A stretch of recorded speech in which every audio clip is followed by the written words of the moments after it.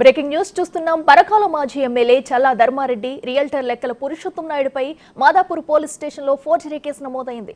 అక్రమంగా తన ఇంట్లోకి చొరబడి సంతకాలు పెట్టాలని బెదిరించారంటూ విజన్ రిసార్ట్స్ భాగస్వామి గంటా రాజశేఖర్ వారిపై ఫిర్యాదు చేశారు.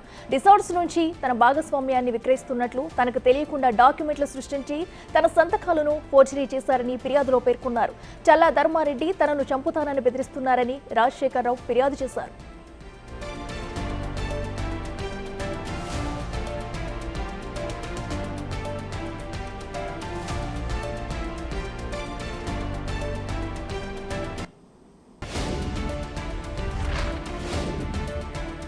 శంషాబాద్ మండలంలోని సుల్తాన్పల్లిలో 7 పార్ట్నర్స్ గా రిసార్ట్స్ ఉందని రాజశేఖరరావు అన్నారు.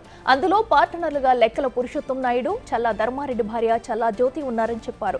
తన రిసార్ట్ భాగస్వామ్యం నుంచి వైదొలగాలని పురుషోత్తం నాయుడు, చల్లా ధర్మారెడ్డి కొంతమందిని తీసుకునొచ్చి తన ఇంటికి వచ్చారని చెప్పారు. తన పార్ట్నర్షిప్ ను వారికి విక్రయించినట్లు తప్పుడు పత్రాలను సృష్టించి వాటిపై తన సంతకం పెట్టాలని భయభ్రాంతులకు గురి చేశారని అన్నారు. సంతకాలు పెట్టుకుంటే చంపుతామని బెదిరించారని చెప్పారు.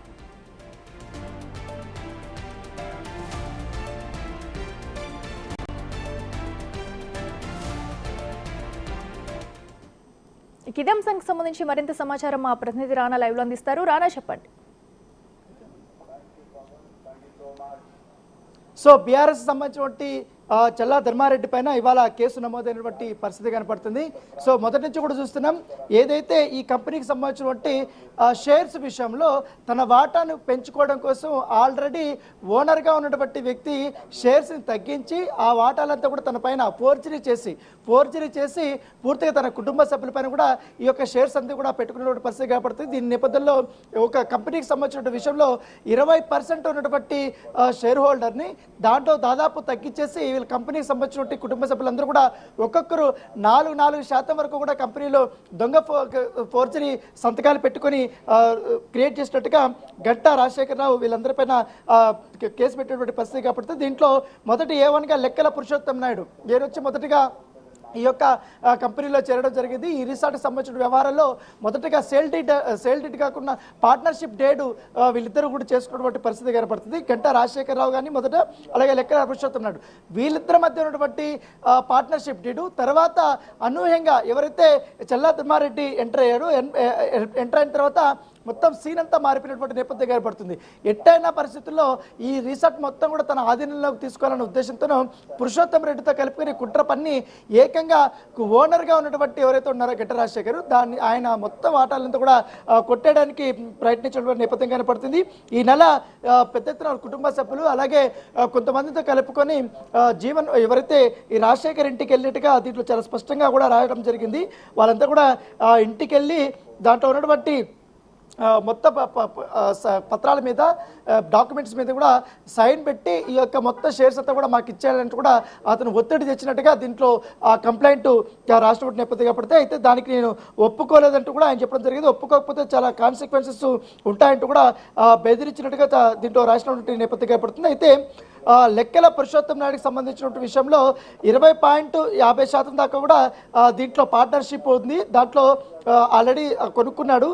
పర్చేస్డ్ యాక్ట్ కింద ఆయన కొనుక్కున్నటువంటి పరిస్థితి కాబట్టి తర్వాత మరొక వ్యక్తిని దీంట్లో ఇన్వాల్వ్ చేశాడు. ఆయన కూడా దీంట్లో పార్ట్నర్షిప్ డీడ్ ఇచ్చాడు. తర్వాత వీళ్ళందరూ కొల్లిడ్ అయ్యి ఎట్టైన పరిస్థితుల్లోన వాళ్ళ వాటా ఎక్కువగా పెంచుకోవాలనే ఉద్దేశంతో నాది తగ్గించేసి మొత్తం ఈ రిసార్ట్ అంతా కూడా తన ఆధీనంలోకి తీసుకోవాలనే ఉద్దేశంతో ఈ కుట్ర పన్నారనేసి కూడా దీంట్లో రాష్ట్రపతి నేపథ్యం అయితే కనపడుతుంది. దాంతోపాటు ఇంటికొచ్చి కొట్టడమే కాకుండా బెదిరించడమే కాకుండా అనేక రకాలుగా కూడా అసభ్యంగా వాళ్ళు ప్రవర్తించారంటూ కూడా కంప్లైంట్ దీంట్లో రాష్ట్రపతి నేపథ్యం అయితే కనపడుతుంది. దాంతోపాటు చల్లా ధర్మారెడ్డితో పాటు మరొకటి సోమిరెడ్డి మానసారెడ్డి, దాంతోపాటు చల్లా జాహ్నవి రెడ్డి వీళ్ళందరూ కూడా పార్ట్నర్షిప్ కావాలనేసి కూడా దీంట్లో ఫోర్స్ చేశారు. వాళ్ళకందరికీ కూడా కొంత భాగం వీళ్ళే తప్పుడు ధృవీకరణ పత్రాలు పెట్టేసి కంపెనీలో వీళ్ళు వాటాలు పొందారు. ఒక్కొక్కరు 4.51 షేర్ దీంట్లో ఉన్నట్టుగా